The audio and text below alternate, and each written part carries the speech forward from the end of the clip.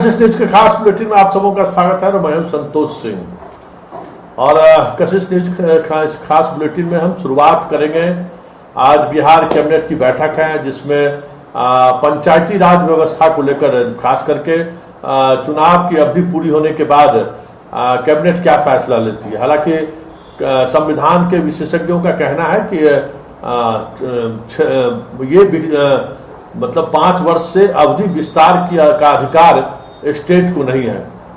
चुनाव अगर समय पर नहीं होता है तो फिर प्रशासक के द्वारा मतलब पंचायत सचिव या बीडीओ के सहारे पंचायत को तब तक चलाया जा सकता है जब तक चुनाव नहीं हो सकता है। ये विशेष परिस्थिति में ऐसा कुछ हुआ है क्योंकि 5 साल में चुनाव होना है, ये भारतीय संविधान का संवैधानिक प्रावधान है। लेकिन कोरोना की वजह से चुनाव टल रहा है और उस पर आज कैबिनेट में फैसला लिया जा सकता है, ऐसे खबरें आ रही हैं। इसके अलावा अगर हम बात करें कोरोना की, तो कोरोना से तो राहत की खबर है। लगातार मरीजों की संख्या कम होती जा रही है, मौत की भी खबरें अब 50 से नीचे आ चुकी है। लेकिन अब हालात ये है कि बिहार के अधिकांश अस्पतालों में जो पहले डेडिकेटेड तौर पर कोरोना का जहां इलाज होता था, एम्स, आईजीएमएस या पीएमसीएच, वहां कोरोना से ज्यादा मरीज इस वक्त ब्लैक फंगस के पहुंच चुके हैं और ब्लैक फंगस के टीका उपलब्ध नहीं है। लगातार सरकार के दावे के बावजूद टीका के अभाव में लोगों की मौत हो रही है। 4 दर्जन से अधिक लोगों की मौत हो चुकी है। झारखंड में भी कोरोना की स्थिति कमोत्तर बेहतर है। ब्लैक फंगस की स्थिति झारखंड में इक्के दुक्के खबरें आ रही हैं, लेकिन सब झारखंड दोनों फ्रंट पर फिलहाल आगे चल रही है। लेकिन चलिए हम खबर की शुरुआत आज बिहार के कोरोना का करते हैं और हमारे साथ गौतम न्यूज रूम से जुड़े हुए हैं। गौतम, फिलहाल कोरोना का क्या हाल है?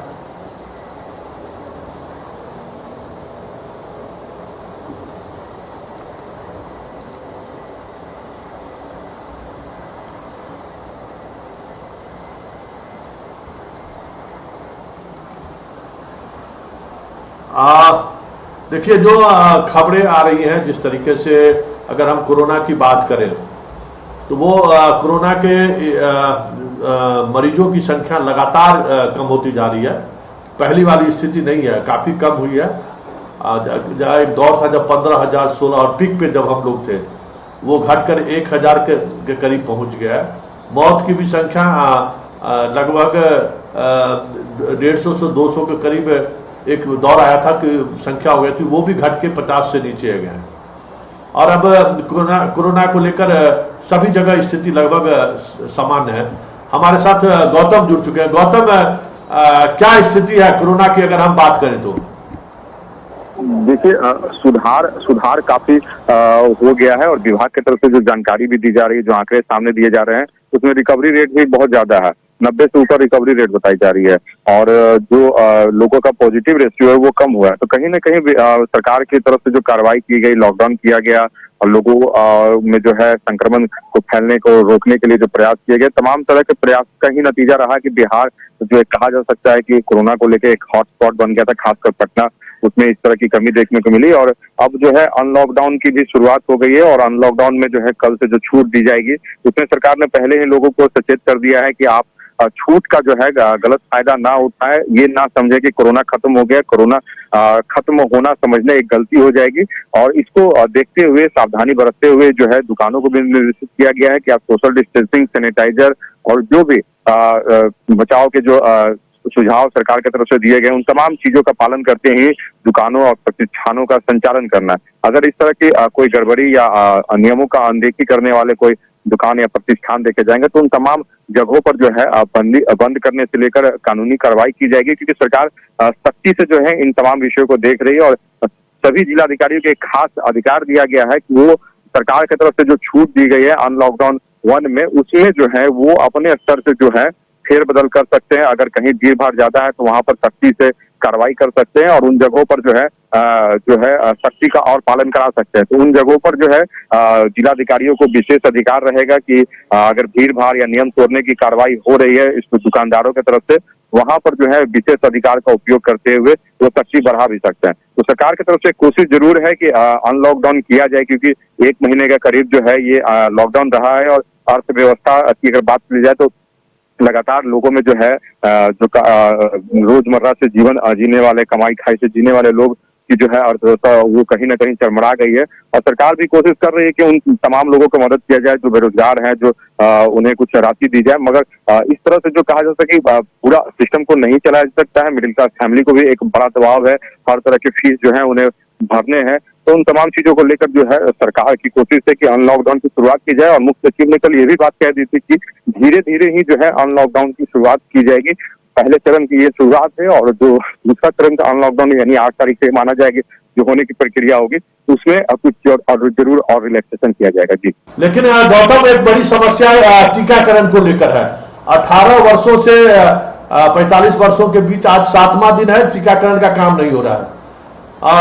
बिहार के अन्य हिस्सों से भी 45 वर्ष से ऊपर के जो लोग जिन्हें टीका दी जा रही है, उनकी भी स्थिति कमोबेश वैसी ही है। तो टीकाकरण को लेकर क्या अपडेट है? कुछ टीकाकरण आने वाली है या नहीं है, या क्या राज्य सरकार का क्या पहल इस पर हो रहा है?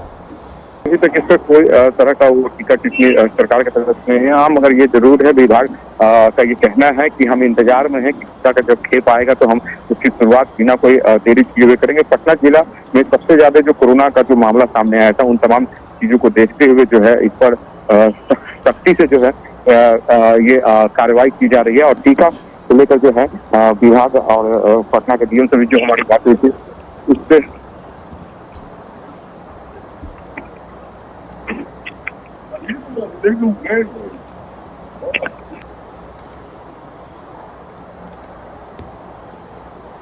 लगता है गौतम से हमारा संपर्क टूट गया।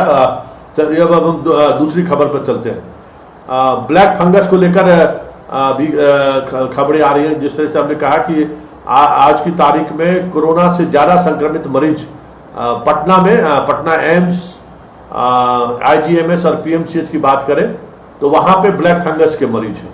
मतलब ब्लैक फंगस धीरे धीरे महामारी का रूप धारण करता जा रहा है, और ये स्थिति रही तो फिर बहुत मुश्किल होगा हमें लगता है कि संभालना। चलिए अब हम दूसरी खबर की बात करते हैं। आपसे थोड़ी देर बाद कैबिनेट की बैठक होगी और मुख्यमंत्री की अध्यक्षता में ये बैठक होनी है, और इसमें वर्चुअली ये बैठक होगा।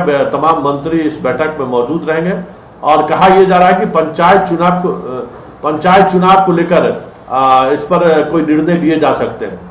हमारे साथ अशोक मिश्रा जी जुड़ गए हैं, ब्यूरो चीफ हमारे न्यूज रूम से।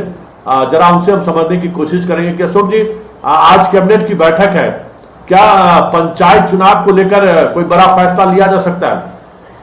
बिल्कुल, देखिए संतोष जी, अब से कुछ देर के बाद ही यह बैठक शुरू होगी।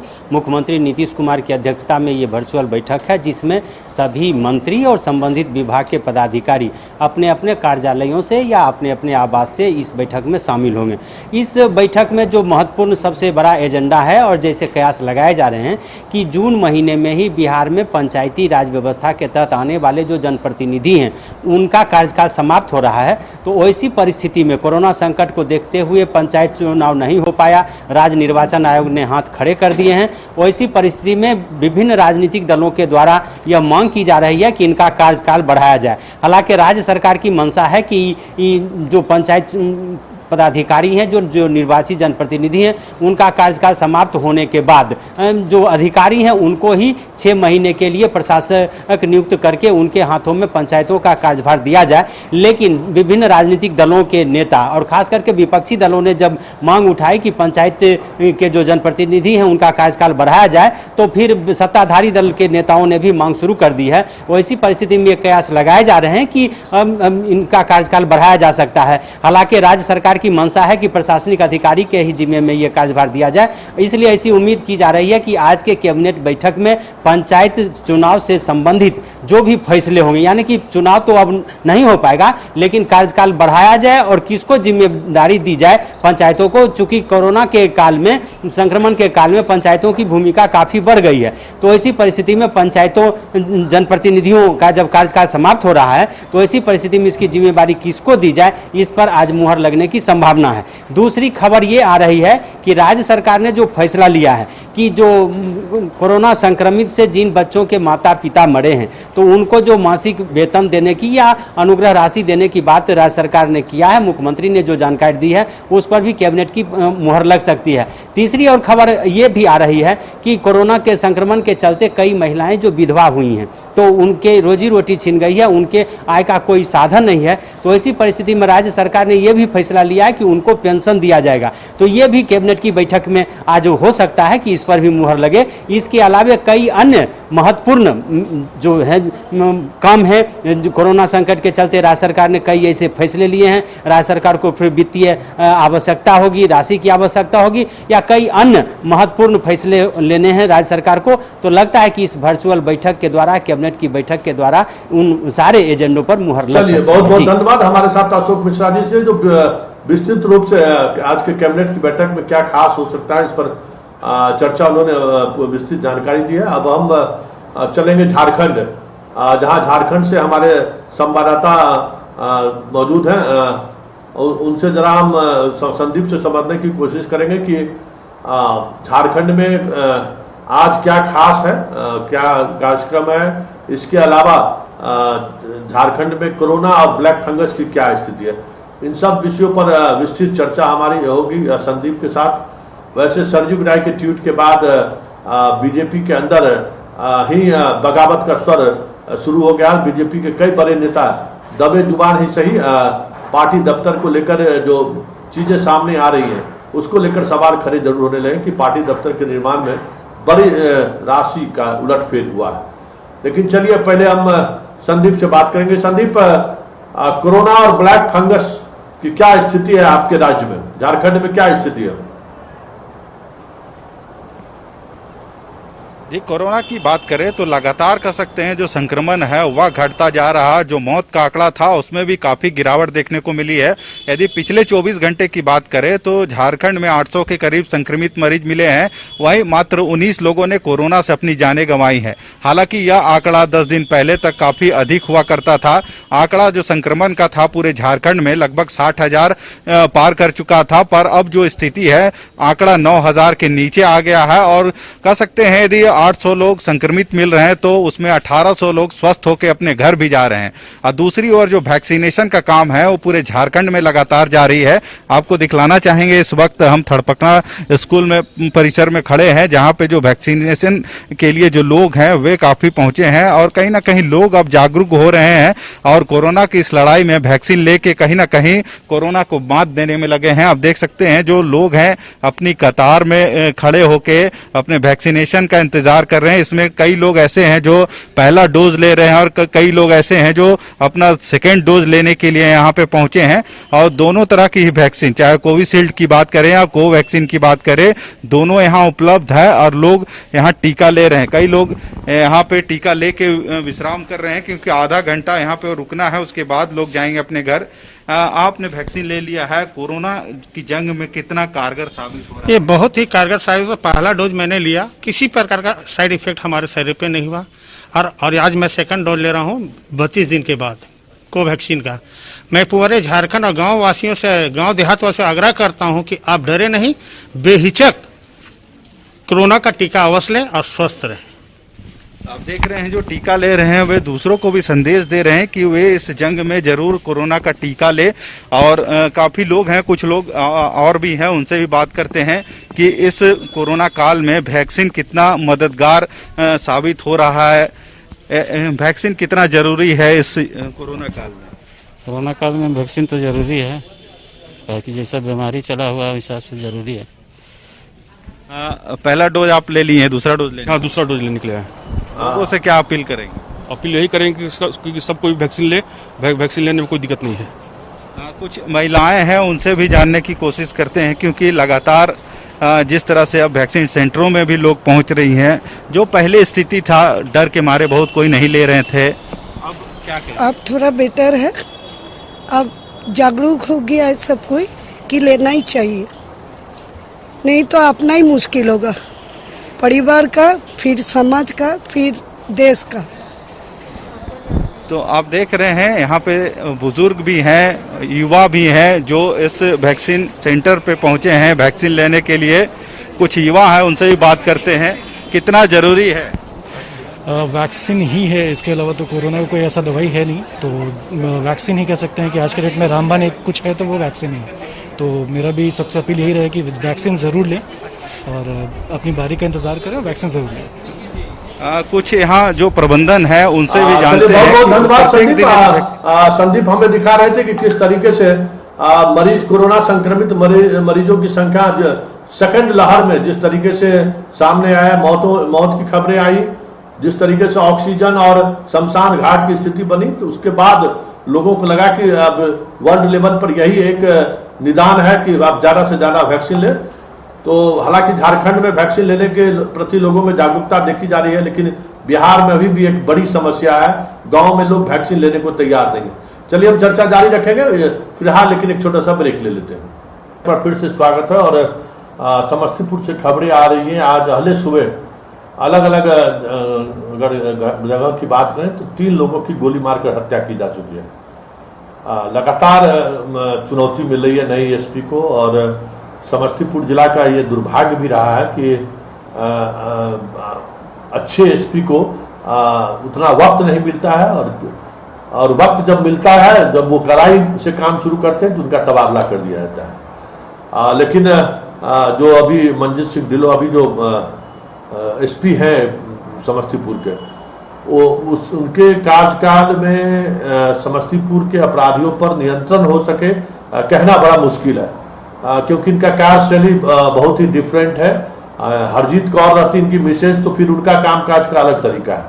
ये ऑफिस वर्क पे ज्यादा भरोसा करते हैं, ईमानदार हैं, लेकिन अपराधियों पर उस तरीके से कार्रवाई करने से थोड़ा परहेज करते हैं, थोड़ा शांत प्रवृत्ति के। ऐसे में समस्तीपुर जिला को संभालना इनके लिए एक बड़ी चुनौती होगी।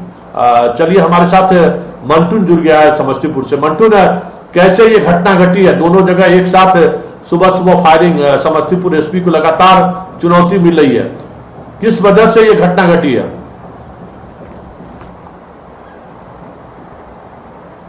के दौरान एक इमाम और उसके कैमरामैन जो बारात जा रहे थे, उसी दौरान जो है ताजपुर के कोठिया पुल के पास जो अपराधियों ने जो है इन लोगों पे अपराधियों ने जो है ताबड़तोड़ फायरिंग की, जिसमें जो है एक जो इमाम था उसे गोली लगे, उसे सर में गोली लगी है, जिसकी हालत नाजुक है।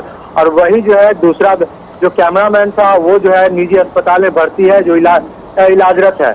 और दूसरी ओर जो है विभूतिपुर थाना क्षेत्र के खोखताहा में जो चौर में जो है भेड़ चुराने के लिए जो आए थे, उस दौरान जो है अपराधियों ने जो भेड़ रखवाला था उसको जो है गोली मारकर हत्या कर दिया। तो कहीं ना कहीं जरूर एक सवाल है कि नए एसपी है और एसपी को लगातार अपराधी जो है चुनौती दे रहे हैं, और एसपी लगातार उन थानाओं को लगातार जो है रिव्यू कर रहे हैं। लेकिन सबसे बड़ा सवाल है कि आए दिन लगातार लॉकडाउन भी है, और लॉकडाउन में लूट जैसी बड़ी वारदात को अंजाम दिया जाता है, हत्या जैसे बड़े वारदात को अंजाम दिया जाता है। तो कहीं ना कहीं इस एसपी के लिए जो है कहीं ना कहीं सबसे बड़ा जो अपराधियों से जो है निपटने का सबसे बड़ा एक सवाल खड़ा होता है कि बल्कि अपराधियों से कैसे निपटा जाए। इसके लिए एसपी लगातार जो है रिव्यू कर रहे हैं, लेकिन रिव्यू के दौरान ही अपराधी जो है उन्हें चुनौती देते नजर आ रहे हैं। जी चलिए, बहुत बहुत बधाई है, धन्यवाद आपको। मंटून हमें बता रहे थे कि किस तरीके से अपराधियों को अपराध पर कंट्रोल करने के लिए लगातार एसपी द्वारा बैठकों का सिलसिला जारी है, फिर भी अपराध कंट्रोल में नहीं आ पा रहा है। चलिए अब हम दूसरी खबर पे चलते हैं। वो खबर भी कुछ इसी तरीके का। इस बीच मंगल पांडे का एक बयान आया है स्वास्थ्य मंत्री के रूप में कि 18 वर्षों के युवा को जो टीकाकरण में समस्याएं हो रही है उसका समाधान 2-3 दिनों के अंदर निकल जाएगा। राशि बिहार सरकार ने 2 कंपनी को मुहैया करा दी है।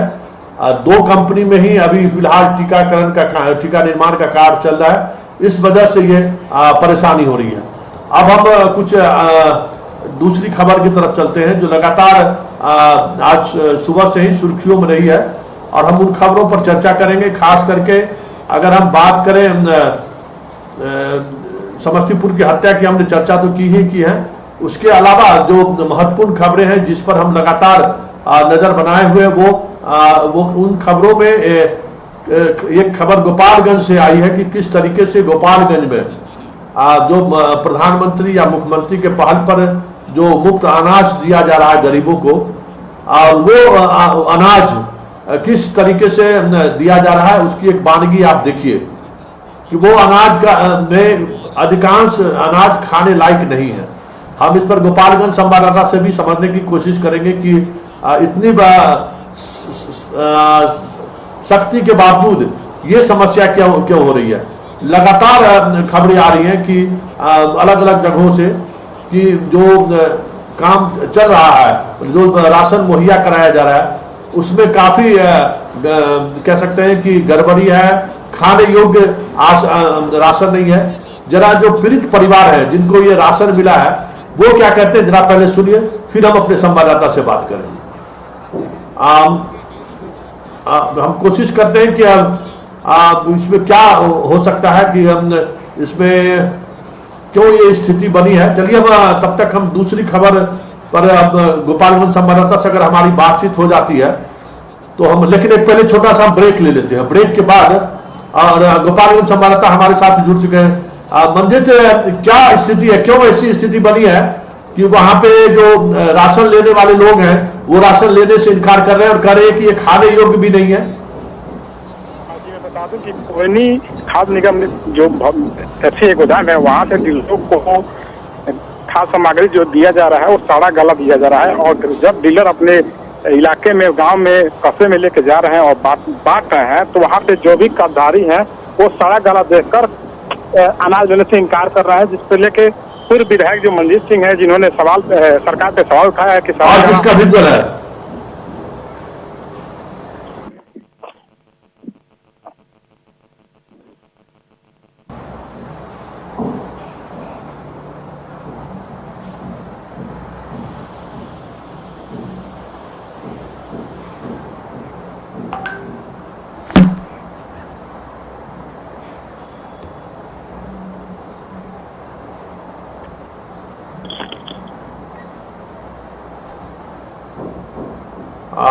चलिए धन्यवाद, और अब इस बुलेटिन को हम यहीं समाप्त करते हैं। कल हमारे ठीक इसी समय मुलाकात होगी। फिलहाल हमें इजाजत दीजिए, नमस्कार।